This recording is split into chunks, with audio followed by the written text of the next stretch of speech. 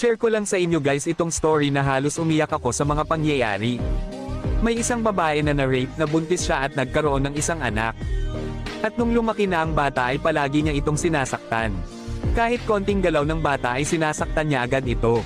Dumating ang araw na naisipan ng bata na malapit na pala birthday ng kanyang ina. Tinanong niya ang kanyang ina, "Inay, malapit na po ang birthday mo. Ano po ba ang gusto niyong regalo ng kahit ganun mapasaya ko kayo?" sabi ng bata. Ang sagot ng kanyang ina, "Gusto mong malaman kung ano ang gusto kong regalo. Ang mamatay ka buwesot ka," kaya napaiyak na lang ang bata. At nang dumating na ang kaarawan ng kanyang ina, hinanap nito ang kanyang anak dahil hindi niya nakita. Puno sa galit ang kanyang ina, sigaw dito, sigaw doon, at nung pagpasok ng kanyang ina sa kwarto ay doon niya natagpuan ang kanyang anak na nakabitin at nakatali. Biglang napaluhod ang kanyang ina. At nakita niya ang papel na may sulat sa paa ng bata, "Inay, happy birthday po.